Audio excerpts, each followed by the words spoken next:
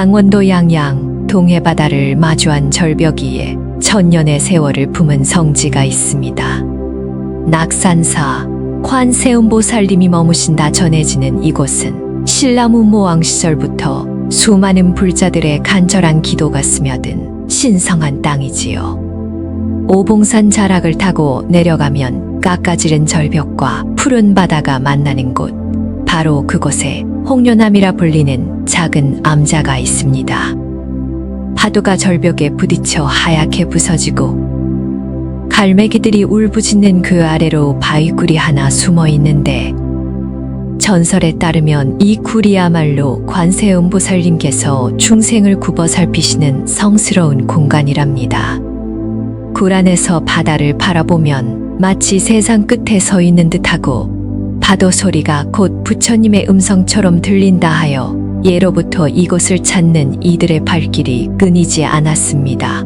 관세음보살님은 중생의 고통을 들으시는 분이시지요. 천개의 눈으로 세상을 살피시고 천개의 손으로 고통받는 이들을 건져 올리신다 하였습니다.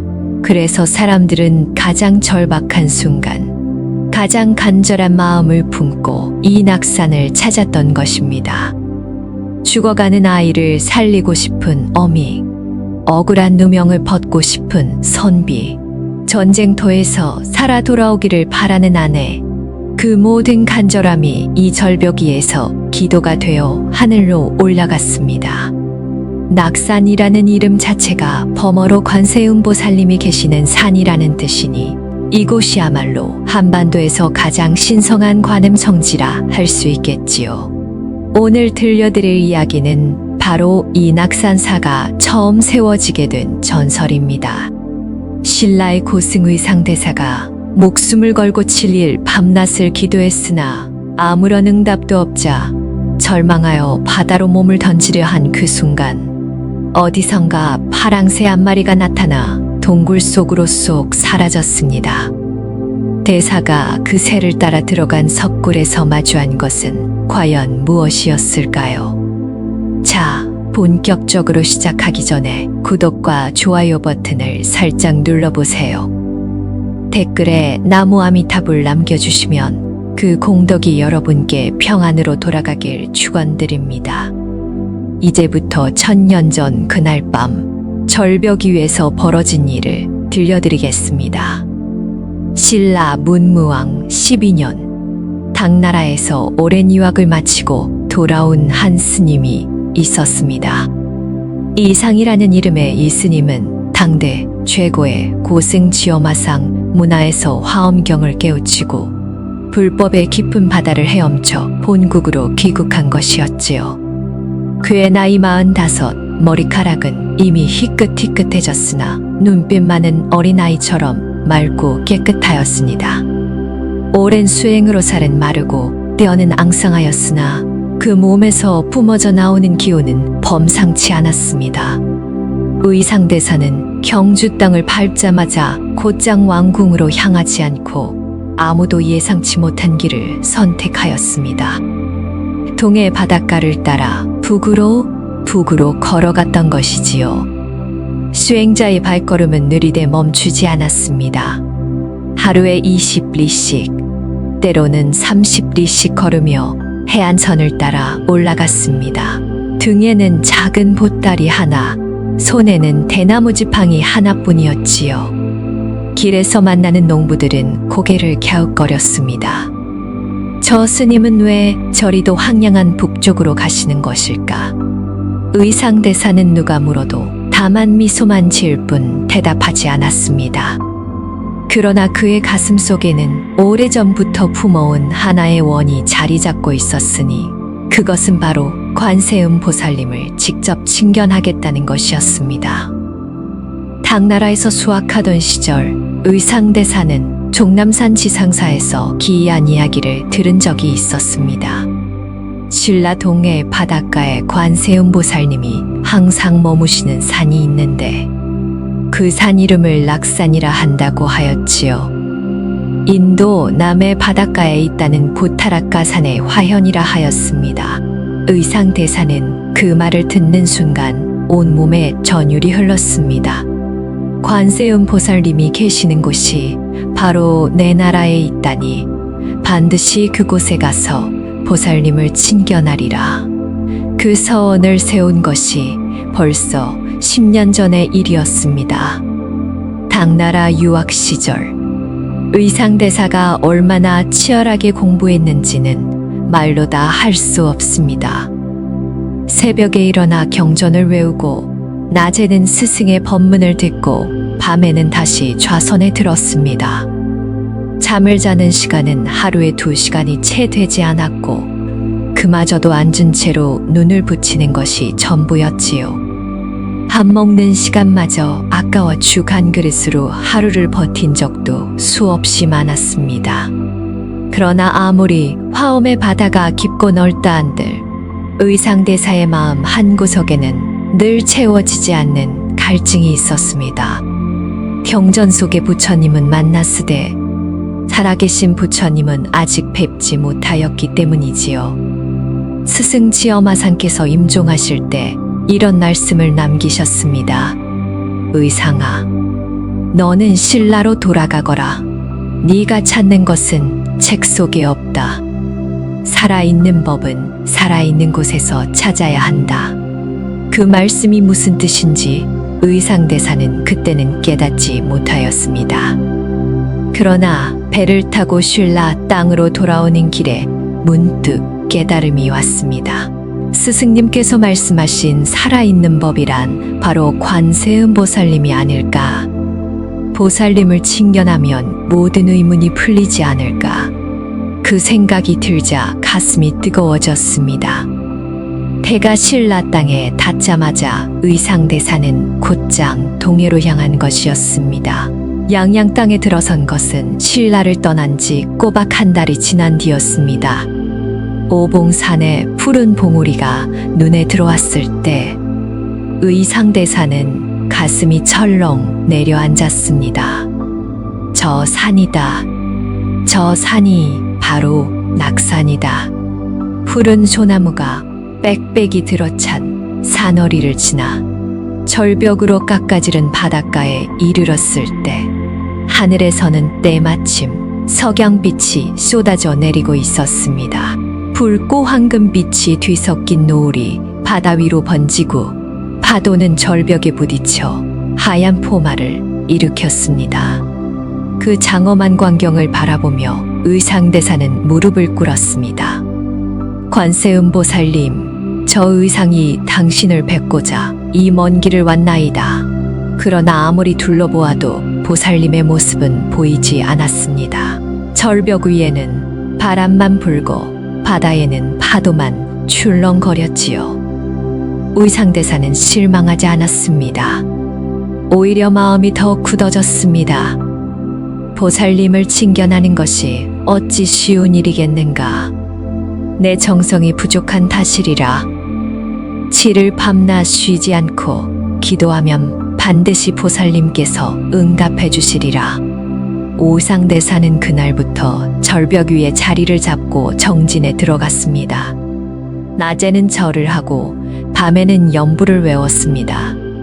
나무관세음보살, 나무관세음보살, 나무관세음보살 1000번을 외우고 10,000번을 외웠습니다. 입술이 트고 목이 쉬어도 멈추지 않았습니다. 먹지도 않고 마시지도 않고 오직 기도만 하였습니다. 해가 뜨고 지는 것도 몰랐고 달이 차고 키우는 것도 몰랐습니다.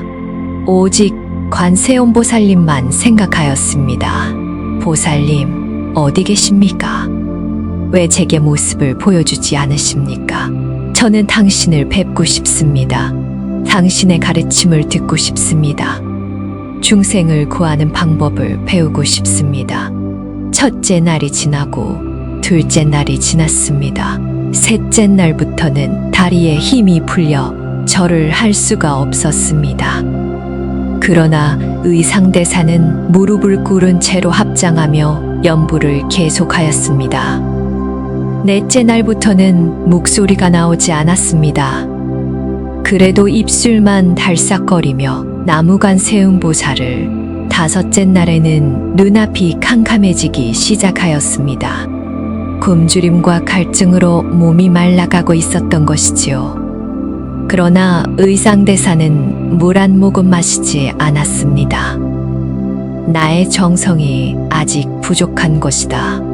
더 간절해져야 한다. 목숨을 내놓는다는 각오가 없으면 보살님을 만날 수 없다. 여섯째 날 밤 의상대사는 이상한 꿈을 꾸었습니다.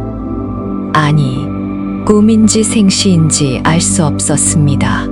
눈을 감고 있는데 어디선가 파도 소리가 점점 커지더니 그 소리가 사람의 목소리처럼 들리기 시작한 것이었습니다. 의상아, 의상아. 누군가 자신을 부르고 있었습니다.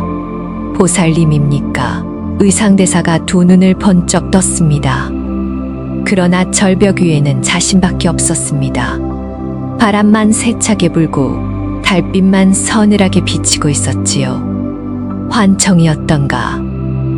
의상대사는 쓸쓸히 고개를 떨구었습니다. 벌써 엿새째였습니다. 일곱째 날 아침이 밝았습니다. 의상대사는 기력이 다 한 몸을 억지로 일으켜 동쪽 하늘을 바라보았습니다.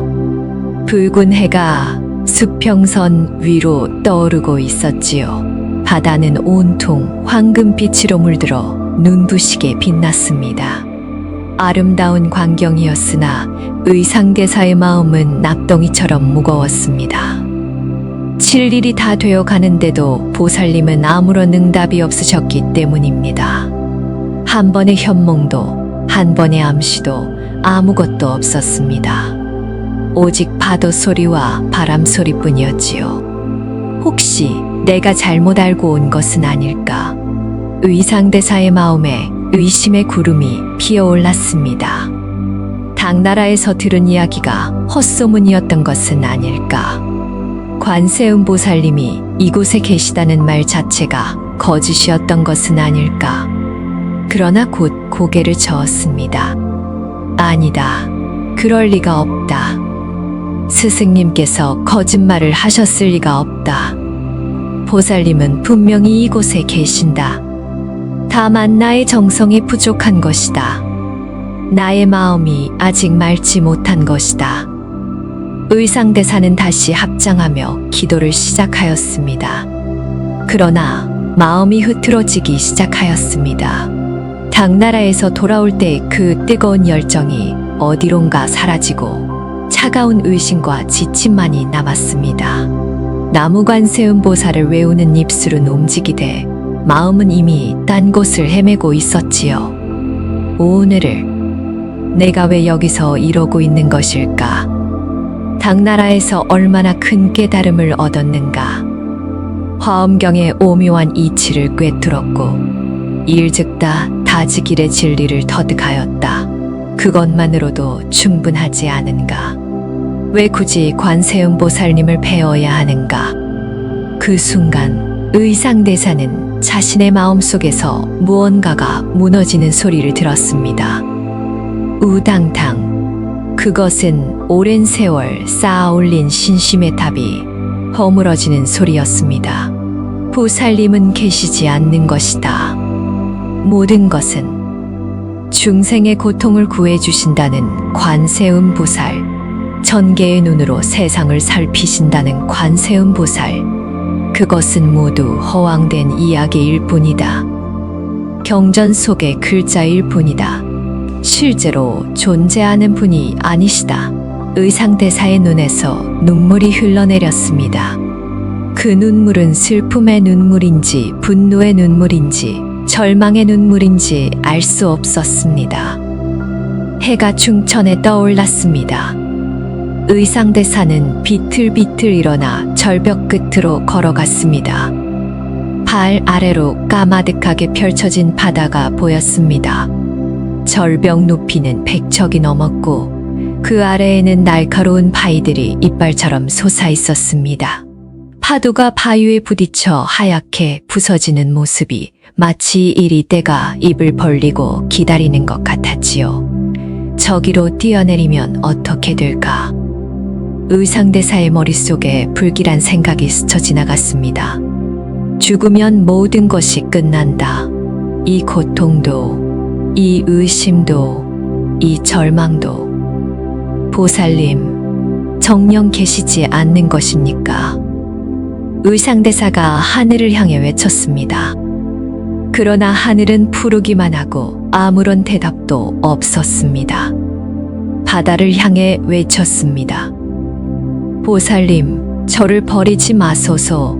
그러나 바다는 파도만 출렁거리며 무심히 흘러갈 뿐이었습니다. 의상대사는 절벽 끝에 서서 하염없이 바다를 내려다보았습니다. 그의 발끝은 이미 절벽 밖으로 반쯤 나가 있었습니다. 바람이 불 때마다 몸이 휘청거렸습니다. 조금만 힘을 주면 떨어질 것 같았습니다. 차라리 이 바다에 몸을 던지리라. 의상대사의 마음이 굳어졌습니다. 7일간의 정성도 소용없었고 목숨을 건 기도도 헛일이었다. 보살님은 응답하지 않으셨다. 그렇다면 이 몸을 바다에 던져 마지막 정성을 보이리라.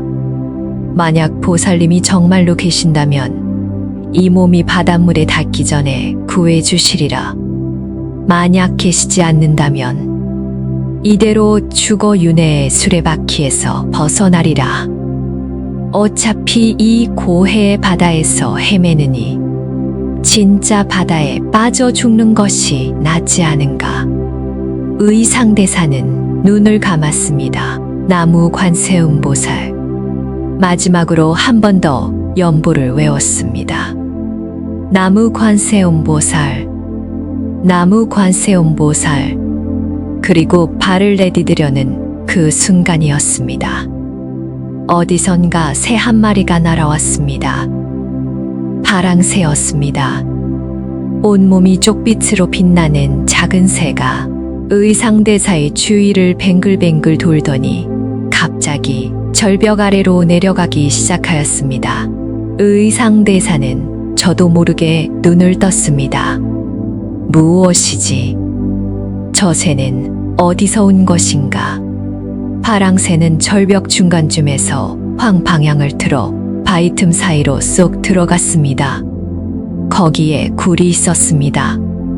멀리서는 보이지 않았던 작은 동굴이 절벽 한가운데에 숨어 있었던 것이지요.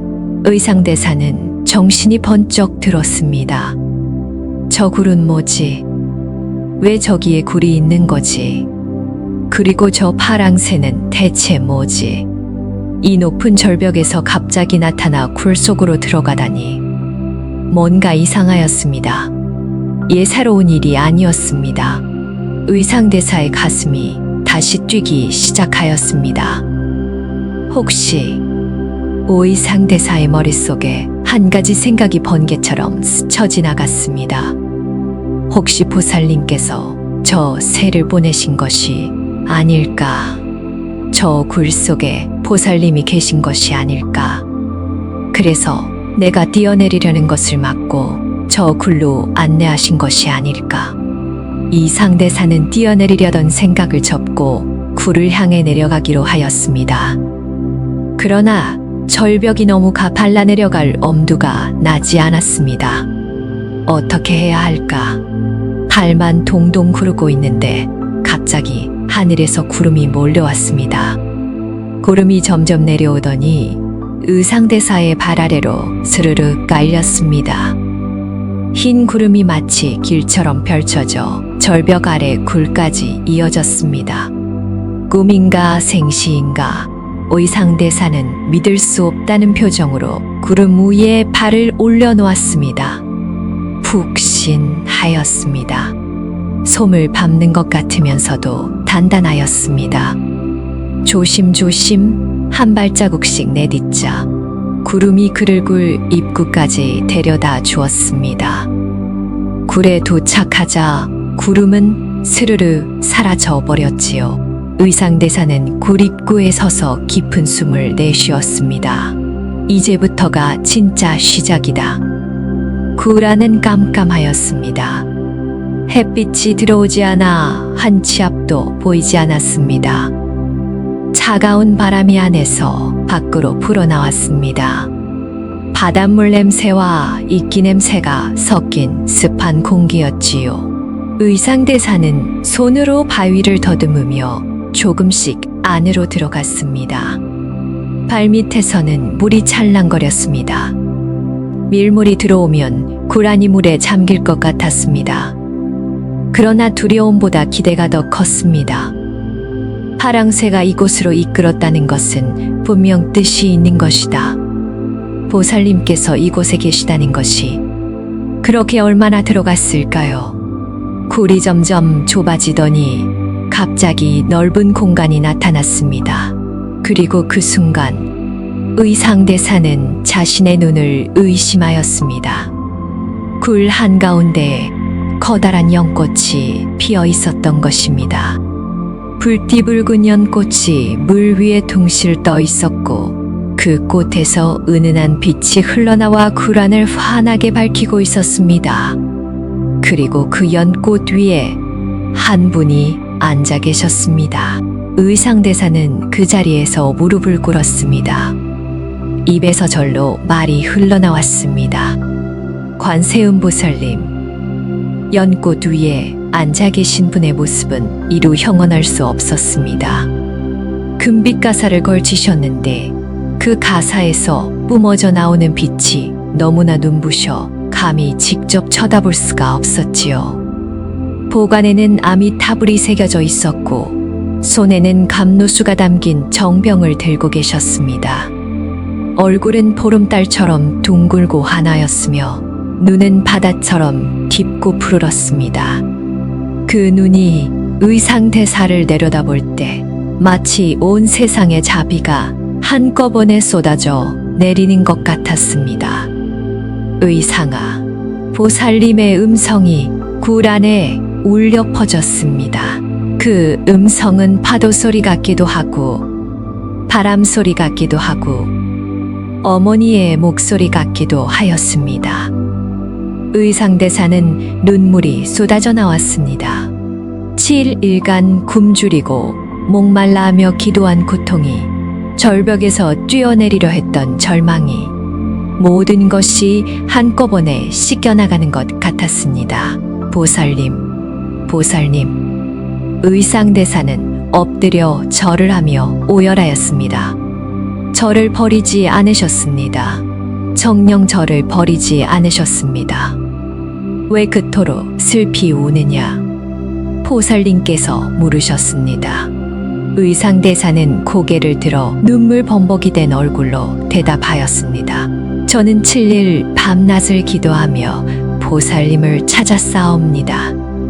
그러나 아무런 응답이 없어 절망하여 목숨을 끊으려 하였나이다. 그런데 그 순간 파랑새가 나타나 이곳으로 이끌어 주었사옵니다. 보살님의 자비가 아니었다면 저는 벌써 저승으로 갔을 것입니다. 의상대사가 다시 엎드려 절을 올렸습니다. 보살님께서 미소를 지으셨습니다. 그 미소가 얼마나 따뜻하던지 굴 안의 차가운 공기가 순식간에 훈훈해지는 것 같았습니다. 의상아, 네가 오기를 기다리고 있었다. 네가 당나라에서 서원을 세운 그날부터 나는 네가 올 것을 알고 있었다. 그러나 내가 스스로 걸어오기를 기다려야 했다. 보살의 길은 누가 이끌어주는 것이 아니라 스스로 찾아가는 것이니라. 의상대사는 그 말씀에 마음이 뜨거워졌습니다. 그런데 왜 7일간이나 응답하지 않으셨나이까? 의상대사가 조심스럽게 여쭈었습니다. 보살님께서 대답하셨습니다. 내 신심을 시험하기 위함이었다. 관세음이라는 이름은 세간의 소리를 듣는다는 뜻이다. 중생의 고통스러운 소리, 간절한 기도 소리를 듣고 구해주는 것이. 그러나 진정한 소리란 입에서 나오는 것이 아니다. 마음에서 나오는 것이다. 네가 7일간 기도하는 동안 나는 네 마음의 소리를 듣고 있었다. 의상대사는 고개를 숙였습니다. 부끄러웠기 때문이었지요. 7일간 기도하는 동안 마음이 얼마나 흔들렸는지, 의심이 얼마나 피어올랐는지, 절망이 얼마나 커졌는지 보살님께서는 다 알고 계셨던 것입니다. 보살님, 저의 불신을 용서하소서. 의상대사가 엎드려 빌었습니다. 보살님께서 고개를 저으셨습니다. 용서할 것이 무엇이 있느냐? 의심과 절망은 깨달음으로 가는 길에 반드시 만나야 하는 것이다. 의심하지 않으면 진정한 믿음을 얻을 수 없고, 절망하지 않으면 진정한 희망을 찾을 수 없다. 그 말씀을 듣는 순간 의상대사는 온몸에 전율이 흘렀습니다. 당나라에서 화엄경을 수없이 읽었으되 깨닫지 못했던 것이 보살님의 한 말씀에 한꺼번에 열리는 것 같았습니다. 그렇구나. 의심하고 절망했기에 지금 이 자리에 있는 것이구나. 만약 처음부터 보살님께서 나타나셨다면 나는 이토록 깊이 깨닫지 못했을 것이다. 7일간의 고통이 오히려 은혜였던 것이다. 의상대사의 눈에서 다시 눈물이 흘러내렸습니다. 이번에는 기쁨의 눈물이었지요. 의상아, 네가 진정으로 원하는 것이 무엇이냐? 보살님께서 물으셨습니다. 의상대사는 잠시 생각에 잠겼습니다. 원래는 보살님을 칭견하는 것이 소원이었습니다. 그러나 지금 이미 보살님을 뵈었으니 그 소원은 이루어진 것이지요. 그렇다면 이제 무엇을 원해야 할까? 의상대사는 고개를 들어 보살님을 바라보았습니다. 보살님, 저의 소원은 하나이옵니다. 중생을 구하는 방법을 알고 싶사옵니다. 보살님께서 중생의 고통을 어떻게 구하시는지 그 길을 알려주소서.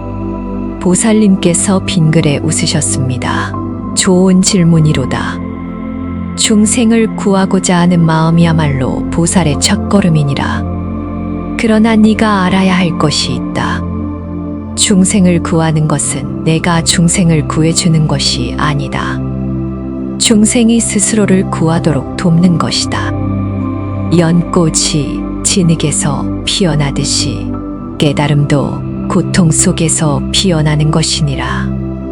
의상대사는 그 말씀을 깊이 새겼습니다. 그렇구나. 보살님께서 7일간 응답하지 않으신 것도 제가 스스로 깨달을 때까지 기다리신 것이었구나. 한 가지 더 있다. 보살님께서 말씀을 이으셨습니다. 네가 이 땅에 돌아온 것은 뜻이 있는 일이다. 신라에는 아직 불법이 깊이 뿌리내리지 못하였다. 나의 이름을 세상에 널리 알리고 고통받는 중생들에게 희망을 주어라. 이 자리에 절을 세우고 관세 음보살을 모시는 도량으로 삼아라. 그리하면 나는 항상 이곳에 머물면서 기도하는 이들의 소리를 듣겠노라. 의상대사는 깊이 절을 올렸습니다. 분부대로 하겠나이다. 그런데 의상대사에게 한 가지 의문이 떠올랐습니다. 보살님, 하나 여쭙고 싶은 것이 있사옵니다. 저를 이곳으로 이끈 파랑새는 대체 무엇이옵니까? 보살님께서 미소를 지으셨습니다. 파랑새는 나의 화신이니라. 나는 천개의 눈을 가지고 있으되 천개의 모습으로도 나타날 수 있다. 중생을 구하기 위해 때로는 새가 되기도 하고 때로는 물고기가 되기도 하며 때로는 거지가 되기도 한다. 오늘은 파랑새가 되어 너를 이곳으로 이끈 것이니라. 이 상대사는 경이로움에 입을 다물지 못하였습니다. 그렇구나. 절벽에서 뛰어내리려는 순간 나타난 파랑새가 바로 보살님의 화신이었구나. 보살님께서는 처음부터 저를 지켜보고 계셨구나. 의상대사의 마음에 깊은 감격이 밀려왔습니다. 보살님, 감사합니다. 저를 구해주시고 또한 가르쳐 주셨습니다. 이 은혜를 어찌 갚아야 할지 모르겠나이다. 관세음보살님께서 품에서 무언가를 꺼내셨습니다. 그것은 구슬이었습니다. 둥근 여의주가 은은한 빛을 내며 보살님의 손바닥 위에 떠 있었지요. 이것은 여의보주이다. 네, 내게 이것을 주겠으니 이 구슬을 모시는 절을 세우거라. 의상대사는 두 손을 모아 공손히 받아들었습니다. 구슬이 손에 닿는 순간 온몸에 따뜻한 기운이 퍼져나갔습니다. 7. 일간 굶주리고 목말랐던 몸이 순식간에 회복되는 것 같았습니다. 보살님, 감사합니다. 그런데 한 가지 더 여쭙고 싶사옵니다. 의상대사가 조심스럽게 말씀을 꺼냈습니다. 제가 이곳에 절을 세우면 많은 이들이 찾아와 기도할 것입니다. 그때 보살님께서 어떻게 응답하실지 알고 싶사옵니다. 저처럼 7일간 기도해도 응답이 없으면 절망하여 목숨을 끊으려는 이가 생길지도 모릅니다. 그런 이들을 어떻게 해야 하옵니까? 보살님께서 잠시 침묵하셨습니다. 그 침묵 속에서 굴 안의 공기가 더욱 고요해지는 것 같았습니다. 의상, 안내. 질문은 좋으나 답은 이미 네 안에 있다. 생각해보거라. 네가 7일간 기도하며 무엇을 느꼈느냐? 의상대사는 곰곰이 생각하였습니다. 처음에는, 그 다음에는 초조함이었고, 그 다음에는 의심이었으며, 마지막에는 절망이었습니다. 그리고 절망이 극에 달했을 때 타랑새가 나타났지요. 그렇다. 절망이 극에 달할 때 비로소 길이 열리는 법이다. 보살님께서 말씀하셨습니다. 사람들은 기도하면서 무언가를 바란다. 병이 낫기를, 재물이 생기기를, 시험에 붙기를. 그러나 진정한 기도란 무언가를 바라는 것이 아니다. 자신의 마음을 비우는 것이다. 마음이 비어야 비로소 나의 말이 들어갈 수 있다.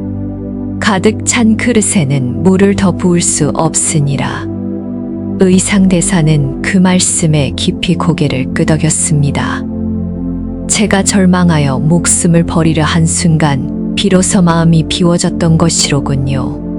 의상대사가 말하였습니다. 그때서야 보살님의 음성을 들을 수 있었던 것이로군요. 보살님께서 미소를 지으셨습니다. 그러하다. 그러니 앞으로 네가 이곳에서 수행자들을 가르칠 때 이것을 기억하거라.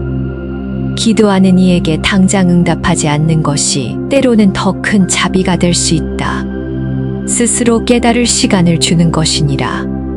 그러나 보살님, 의상대사가 다시 여쭈었습니다. 모든 이가 저처럼 극한의 상황에서 깨달을 수 있는 것은 아니지 않습니까? 어떤 이는 정말로 목숨을 끊어버릴 수도 있습니다. 그런 이들을 어떻게 구해야 합니까? 보살님께서 고개를 끄덕이셨습니다. 좋은 질문이로다. 모든 중생이 같은 근기를 가지고 있지는 않다. 그래서 나는 1000개의 손을 가지고 있는 것이다. 한 가지 방법이 아니다. 1000가지 방법으로 중생을 구하는 것이니라. 어떤 이에게는 꿈속에 나타나고, 어떤 이에게는 길 위에서 만나고, 어떤 이에게는 친구의 입을 빌려 말을 전하고, 어떤 이에게는 비바람으로 징조를 보인다. 중생의 근기에 따라 방법이 달라지는 것이다. 그러니 네가 해야 할 일은 여기에 절을 세우고 많은 수행자를 길러내는 것이다. 수행자들이 곧 나의 1000개의 손이 되어 중생을 구할 것이니라. 의상대사는 그 말씀에 눈이 번쩍 뜨였습니다. 그렇구나. 보살님께서 직접 모든 중생을 구하시는 것이 아니라 수행자들을 통해 구하시는 것이로구나. 저 또한 보살님의 손이 되어야 하는 것이로구나. 의상대사의 마음에 큰 서원이 일어났습니다. 보살님, 제가 서원하겠나이다. 이 땅에 100개의 절을 세우고 천명의 수행자를 길러내겠나이다. 그들이 보살님의 손이 되어 만명의 중생을 구하게 하겠나이다. 보살님께서 흡족한 미소를 지으셨습니다. 좋구나. 그 서원을 잊지 말거라. 그때에 의상대사의 눈에 이상한 것이 보였습니다. 굴 안쪽 깊은 곳에서 무언가가 움직이고 있었습니다. 자세히 보니 용이었습니다. 거대한 청룡이 물속에 몸을 숨기고 있었는데 그 눈이 보석처럼 빛나고 있었지요. 의상대사는 놀라서 물러섰습니다. 보살님, 저기에 용이 있사옵니다. 보살님께서 웃으시며 말씀하셨습니다. 두려워하지 말거라. 저것은 동해의 용왕이니라. 나를 모시고 있는 호법용인데 네가 절을 세울 때 도움을 줄 것이다. 용왕이 물속에서 천천히 떠올랐습니다. 그 모습은 위풍당당하되 사납지 않았고 위험이 있되 무섭지 않았습니다. 의상대사님, 저는 동해용왕이옵니다. 보살님의 분부대로 대사님을 도와드리겠습니다. 용왕이 입을 열었습니다. 그 목소리는 천둥 같았으나 부드러웠습니다. 의상대사는 합장하며 인사하였습니다. 용왕님, 도움을 주시니 감사합니다. 용왕이 고개를 끄덕이더니 입에서 무언가를 뱉어냈습니다. 그것은 수정이었습니다. 주먹만 한 크기의 투명한 수정이 바닥에 떨어졌습니다. 바다. 이것은 여의주의 짝이 되는 수정이옵니다. 이것과 여의보주를 함께 모시면 이 땅에 큰 복이 깃들 것이옵니다. 의상대사는 수정을 공손히 받아들었습니다. 보살님의 여의보주와 용왕님의 수정을 얻었으니 이제 이곳에 절을 세울 준비가 된 것이었지요. 의상아, 내가 네게 한 가지 더 보여줄 것이 있다. 보살님께서 손을 들어 허공에 무언가를 그리셨습니다. 그러자 굴 안에 환상이 펼쳐지기 시작하였습니다. 의상대사의 눈앞에 미래의 모습이 나타났습니다. 이곳에 아름다운 절이 세워져 있었고 수많은 승려들이 불경을 외우고 있었습니다. 신도들이 줄을 지어 절을 찾아왔고 기도를 올리며 눈물을 흘리고 있었습니다. 병든 이가 기도 끝에 병이 낫고 가난한 이가 복을 받고 슬픈 이가 위로를 얻는 모습이 보였습니다. 이것이 네가 세울 절의 미래이니라. 보살님께서 말씀하셨습니다. 천년의 세월이 흘러도 이곳에는 사람들의 기도가 끊이지 않을 것이다.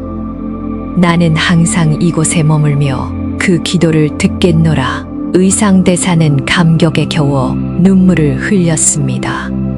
보살님, 감사합니다. 반드시 그렇게 되도록 하겠나이다. 환상이 서서히 사라지고 다시 굴 안의 어둠이 찾아왔습니다. 그런데 보살님의 모습도 서서히 흐려지기 시작하였습니다. 보살님, 어디로 가십니까? 의상대사가 다급히 외쳤습니다. 보살님께서 미소를 지으셨습니다.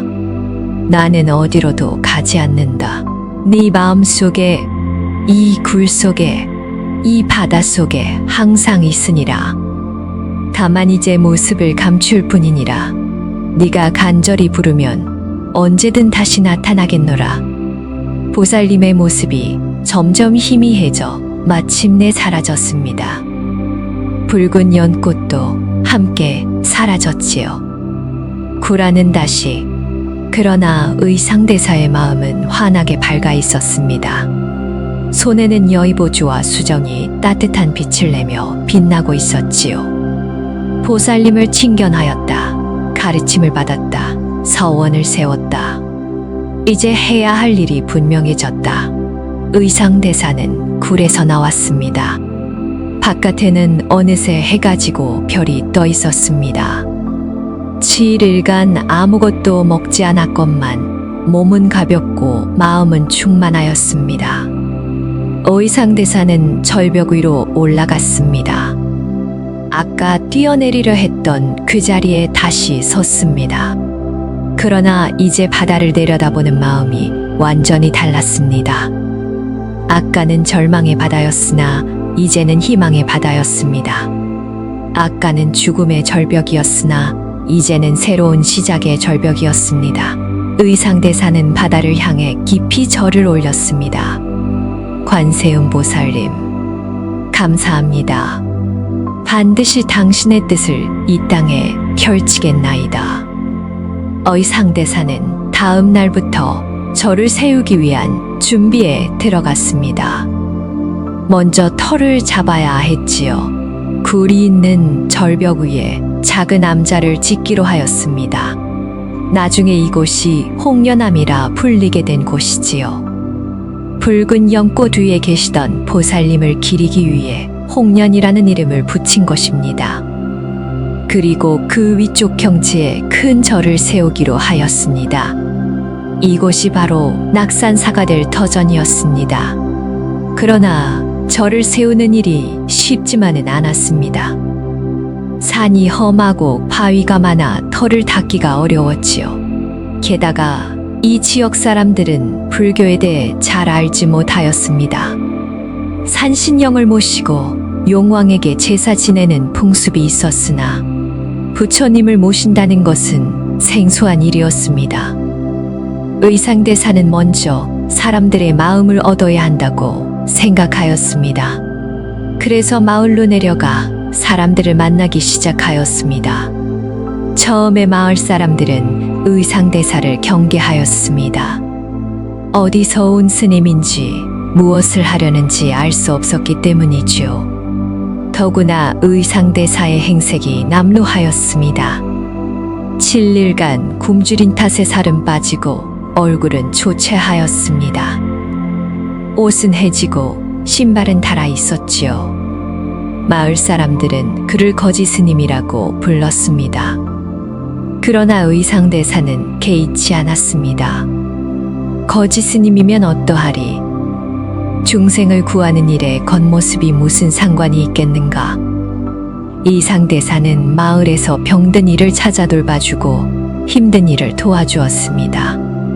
농사일을 함께하고 집을 고쳐주고 아이들에게 글을 가르쳐 주었습니다. 밤이면 마을 사람들을 모아놓고 부처님의 가르침을 들려주었습니다. 처음에는 몇 명만 듣던 것이 점점 사람들이 늘어났습니다. 의상대사의 말씀에는 힘이 있었고 따뜻함이 있었기 때문이지요.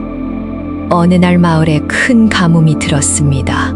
봄부터 비가 내리지 않아 논밭이 타들어가고 우물이 마르기 시작하였습니다. 마을 사람들은 용왕에게 제사를 지내고 산신령에게 빌었으나 비는 오지 않았습니다. 굶어 죽을 지경이었지요. 의상대사는 사람들을 이끌고 절벽 위로 올라갔습니다. 굴 앞에서 7일간 기우제를 지내겠다고 하였습니다. 마을 사람들은 반신반의하였습니다. 저 스님이 비를 내리게 할 수 있을까? 그러나 다른 방법이 없었기에 의상대사를 따라 절벽으로 올라갔습니다. 의상대사는 굴 앞에 단을 쌓고 7일 밤낮 쉬지 않고 기도하였습니다. 나무관세음보살, 나무관세음보살. 마을 사람들도 따라 외웠습니다. 처음에는 어색하였으나 점점 간절해졌습니다. 비를 내려주소서, 우리의 논밭을 살려주소서, 우리의 아이들을 굶기지 마소서. 사흘째 되는 날 바다에서 이상한 일이 벌어졌습니다.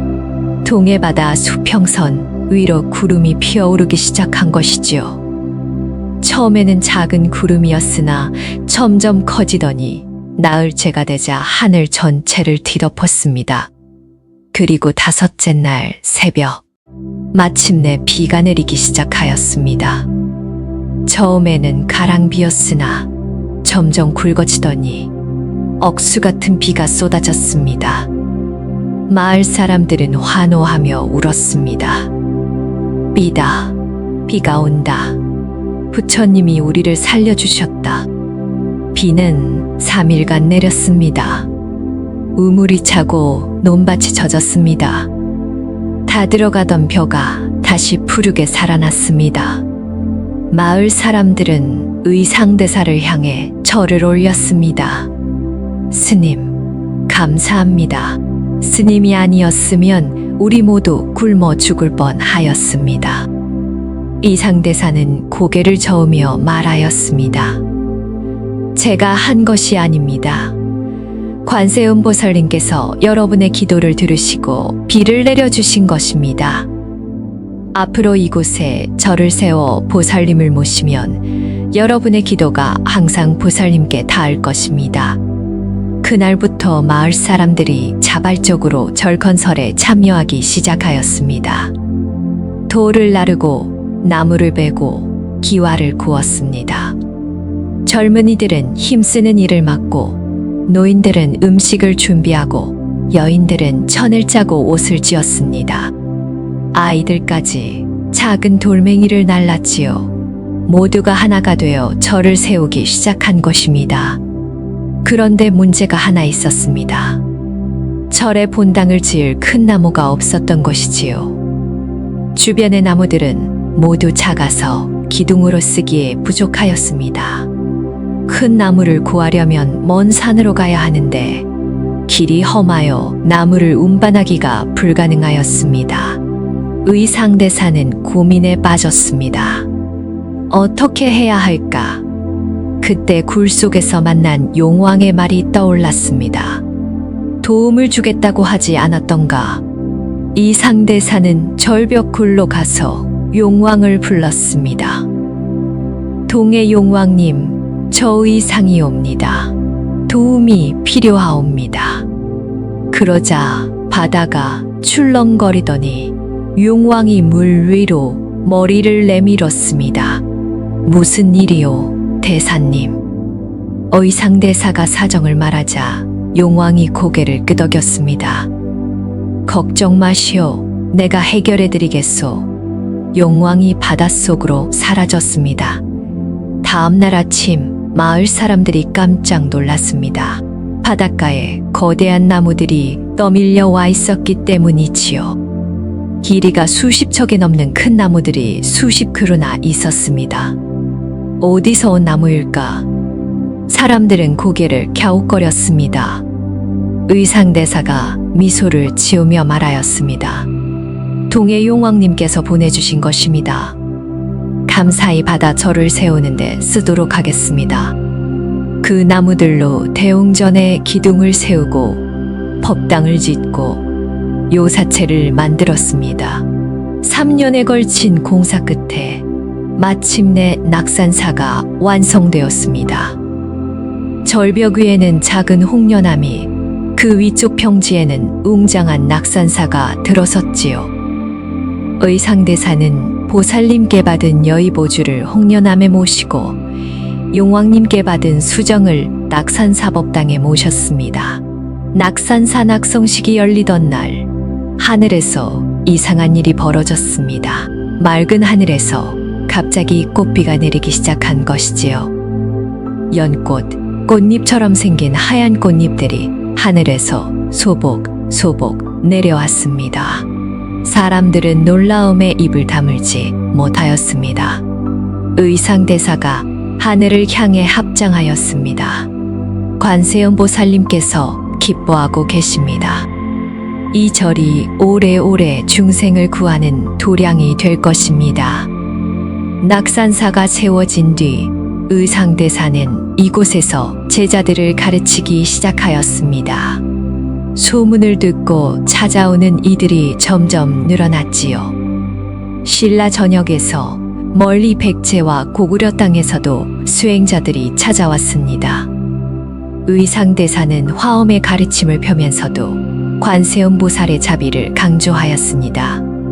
부처님의 지혜와 보살님의 자비가 하나가 될 때 비로소 중생을 구할 수 있다고 가르쳤지요. 그러던 어느 날 한 여인이 아이를 업고 낙산사를 찾아왔습니다. 여인의 얼굴은 눈물 범벅이었고 아이는 축 늘어져 움직이지 않았습니다. 스님, 제 아이를 살려주십시오. 여인이 의상대사 앞에 엎드려 울부짖었습니다. 이 아이가 사흘 전부터 열이 나더니 어제부터는 숨도 제대로 쉬지 못합니다. 의원에게 보여도 소용없고 산신령에게 빌어도 소용없습니다. 마지막으로 부처님께 빌러왔습니다. 이상대사는 아이를 살펴보았습니다. 얼굴이 붉게 달아오르고 숨소리가 가늘었습니다. 맥을 짚어보니 거의 끊어질 듯하였지요. 의상대사의 마음이 무거워졌습니다. 이 아이는 살리기 어렵겠구나. 그러나 차마 그 말을 할 수 없었습니다. 여인의 눈에서 흘러내리는 눈물을 보고 있자니 가슴이 찢어지는 것 같았습니다. 어머님, 저와 함께 홍련암으로 가시지요. 의상대사가 여인을 이끌고 절벽 아래 작은 암자로 내려갔습니다. 굴 앞에 단을 차리고 아이를 눕혔습니다. 나무관세음보살, 이 아이를 살려주소서. 의상대사가 간절히 기도하기 시작하였습니다. 여인도 함께 손을 모았습니다. 나무관세음보살, 나무관세음보살. 두 사람의 기도 소리가 파도 소리와 뒤섞여 굴 안에 울려 퍼졌습니다. 하루가 지나고 이틀이 지났습니다. 아이의 상태는 좋아지지 않았습니다. 오히려 숨소리가 더 가늘어지고 손발이 차가워졌습니다. 여인은 울다 지쳐 쓰러지고 의상대사는 목이 쉬어갔습니다. 그러나 기도를 멈추지 않았습니다. 보살님, 이 아이를 살려주소서. 저의 수명을 줄여도 좋습니다. 이 아이의 목숨만 살려주소서. 사흘째 되는 날 밤 의상대사가 기도하고 있는데 갑자기 굴안이 환해지기 시작하였습니다. 보살님이 나타나신 것이었습니다. 붉은 연꽃 위에 앉아 계신 관세음 보살님이 아이를 내려다보고 계셨지요. 의상아, 이 아이의 병은 깊다. 전생의 업보가 얽혀 있느니라. 보살님께서 말씀하셨습니다. 의상대사가 엎드려 빌었습니다. 보살님, 그래도 살려주소서. 어미의 마음이 찢어지고 있습니다. 보살님께서 잠시 침묵하시더니 손에 들고 계시던 정병을 기울이셨습니다. 감로수 몇 방울이 아이의 입술에 떨어졌습니다. 그 순간 아이의 얼굴에 핏기가 돌기 시작하였습니다. 차가웠던 손발이 따뜻해지고 가늘던 숨소리가 점점 고르게 되살아났습니다. 여인이 눈을 떴습니다. 아이야, 아이야. 아이도 눈을 떴습니다. 엄마, 아이가 작은 소리로 불렀습니다. 여인은 아이를 끌어안고 엉엉 울었습니다. 보살님께서 미소를 지으시며 말씀하셨습니다. 이 아이가 살아난 것은 내 기도의 힘이다. 그러나 기억하거라. 병을 고치는 것보다 중요한 것은 병이 생기지 않도록 하는 것이니라. 이 아이가 자라면 착하게 살도록 가르쳐라. 선한 업을 쌓으면 전생의 업보도 녹을 수 있느니라. 보살님께서 사라지셨습니다. 굴안은 다시 어둠에 잠겼으나 여인과 아이에게는 환한 빛이 남았습니다. 이 일이 알려지자 낙산사를 찾는 이들이 더욱 늘어났습니다. 병드니, 자식을 바라느니, 소원을 비느니 온갖 사람들이 줄을 이어 찾아왔습니다. 의상대사는 모든 이들에게 정성껏 기도하는 법을 가르쳐 주었습니다. 무엇을 바라든 먼저 마음을 비우라. 마음이 비어야 보살님의 말씀이 들어갈 수 있다. 그리고 기도만 하지 말고 스스로 선한 일을 행하라. 선한 업이 쌓여야 원하는 바가 이루어진다. 그렇게 세월이 흘러 의상대사의 머리카락이 완전히 휘어졌습니다. 제자들은 수백 명으로 늘어났고 그들이 다시 제자를 길러 천하의 화엄의 가르침을 펴고 있었습니다. 의상대사는 자신이 보살님께 세운 서원을 지키고 있었습니다. 100개의 절을 세우고 1000명의 수행자를 길러내겠다던 그 서원. 낙산사를 시작으로 부석사, 화엄사, 해인사, 수많은 절들이 신라 땅에 세워졌고 화엄종은 신라 불교의 중심이 되었습니다. 그러나 의상대사의 마음 한구석에는 아직 해결되지 않은 것이 있었습니다.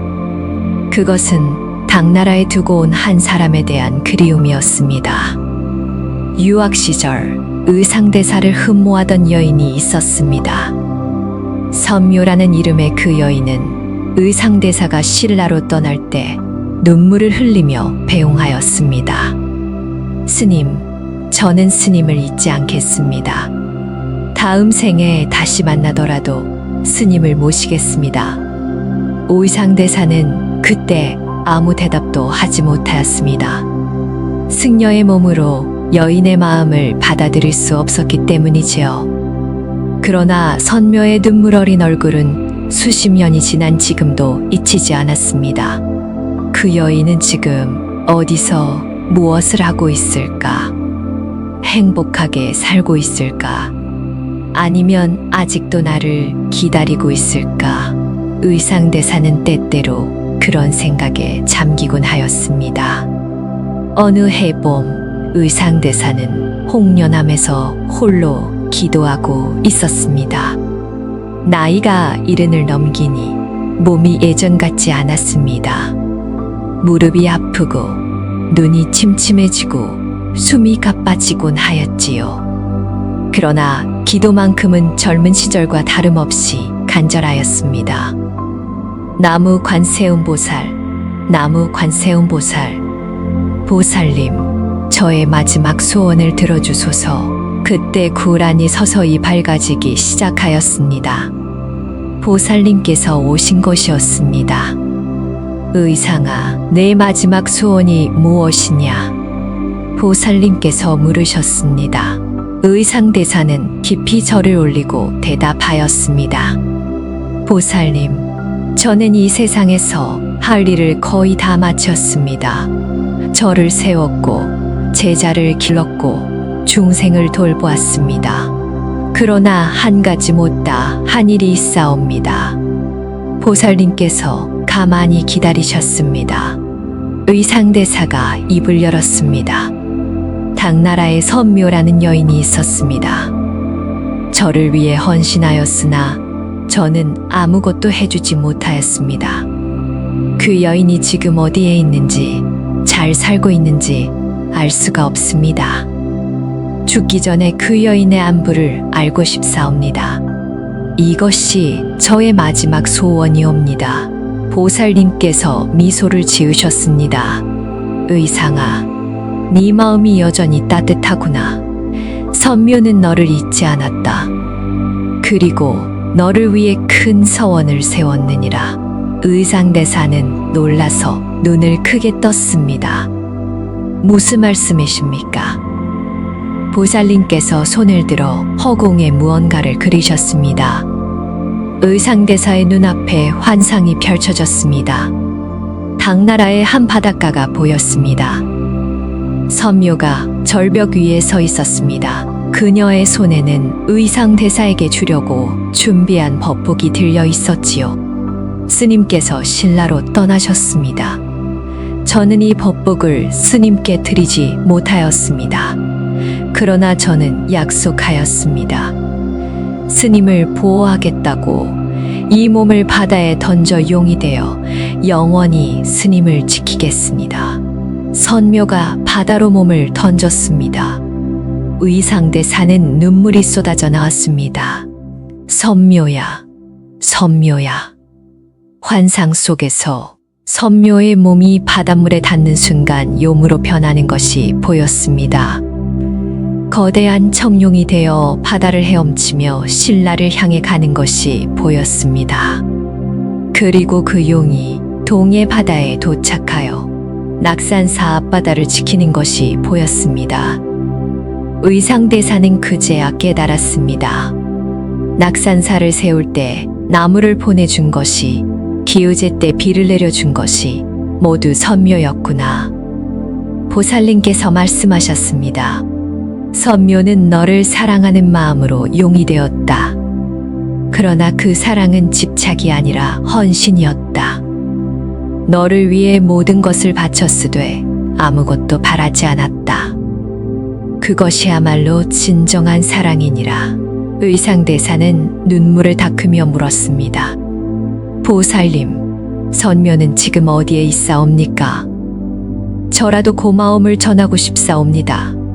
선묘는 이미 성불하였느니라. 보살님께서 말씀하셨습니다. 헌신의 공덕으로 윤회를 벗어나 지금은 용왕천에서 복을 누리고 있다. 너를 걱정하지 않아도 된다. 선묘는 이미 너를 용서하였고 너의 행복을 빌고 있느니라. 의상대사는 안도의 한숨을 내쉬었습니다. 그랬군요. 선묘가 저 때문에 고통받은 것이 아니었군요. 오히려 저 때문에 성불하였군요. 보살님께서 고개를 끄덕이셨습니다. 사랑은 집착하면 고통이 되고 놓아주면 해탈이 된다. 선묘는 너를 놓아주었기에 해탈할 수 있었다. 너 또한 마찬가지이니라. 의상아, 이제 너도 놓아주어라.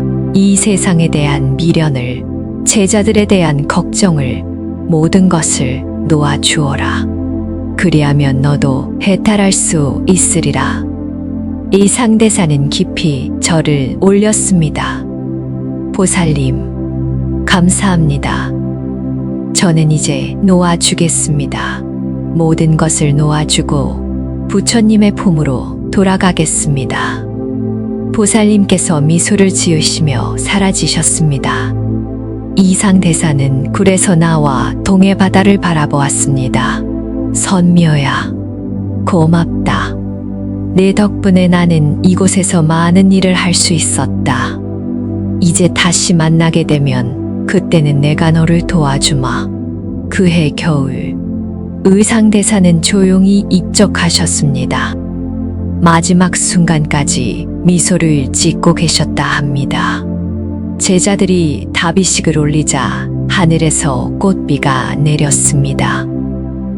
낙산사 창건 때 내렸던 것과 똑같은 꽃비였지요. 그리고 바다에서는 거대한 용이 솟아올라 하늘로 올라가는 것이 보였다 합니다. 선묘가 의상대사를 맞이하러 온 것이라고 사람들은 말하였습니다. 의상대사가 세우신 낙산사는 그 후 1000년이 넘도록 이 자리를 지키고 있습니다. 수많은 전쟁과 화재를 겪었으나 그때마다 다시 일어섰지요. 홍련암은 여전히 절벽 위에 아슬아슬하게 서 있고 그 아래 굴에서는 파도 소리가 끊이지 않습니다. 관세음보살님이 아직도 그곳에 계시며 기도하는 이들의 소리를 듣고 계신다고 사람들은 믿습니다. 오늘날에도 낙산사를 찾는 이들의 발길은 끊이지 않습니다. 병을 고치고 싶은 이, 자식을 얻고 싶은 이, 시험에 붙고 싶은 이, 사업이 잘 되기를 바라는 이, 온갖 소원을 품은 이들이 찾아옵니다. 그들은 홍련암 앞에서 기도하며 의상대사가 그랬던 것처럼 나무 관세음보살을 외웁니다. 그리고 때로는 기적이 일어납니다. 불치병이 낫고 불가능한 일이 가능해지고 절망이 희망으로 바뀝니다. 그것이 관세음보살님의 힘인지 아니면 기도하는 이의 간절함이 스스로를 구한 것인지 알 수 없습니다. 어쩌면 둘 다인지도 모릅니다. 의상대사께서 말씀하셨듯이 보살님은 중생이 스스로를 구하도록 도우시는 것이니까요. 중요한 것은 포기하지 않는 것입니다. 7일 일간 기도에도 응답이 없으면 절망하기 쉽습니다. 그러나 바로 그 순간이 가장 중요한 순간입니다. 절망이 극에 달할 때 비로소 길이 열리는 법이니까요. 오늘 이야기를 들으시면서 어떤 생각이 드셨나요? 혹시 지금 힘든 일을 겪고 계신 분이 있다면 포기하지 마시기 바랍니다. 의상대사도 절벽에서 뛰어내리려 했습니다. 그러나 그 순간 파랑새가 나타나 새로운 길을 보여주었지요. 여러분에게도 그런 파랑새가 나타날 것입니다. 다만 눈을 크게 뜨고 기다려야 합니다. 그리고 파랑새가 나타나면 주저하지 말고 따라가야 합니다. 낙산사에서 바라보는 동해 일출은 천하절경이라 합니다. 수평선 위로 붉은 해가 떠오르는 모습을 보면 관세음보살님의 자비가 온 세상에 퍼지는 것 같다고 하지요. 언젠가 기회가 되시면 직접 찾아가 보시기 바랍니다. 홍련암 앞에 서서 파도 소리를 듣고 굴 속을 들여다보시면 천년 전 의상대사가 느꼈던 그 경외감을 조금이나마 느끼실 수 있을 것입니다. 이 이야기가 여러분의 마음에 깊은 감동으로 남았기를 바라며 댓글에 나무 아미타불 한 번씩 남겨주시면서 의산대사와 선묘의 아름다운 인연을 함께 기리는 것은 어떨까요? 오늘도 영상 끝까지 시청해 주셔서 오늘 영상이 마음에 드셨다면 구독과 좋아요 부탁드립니다.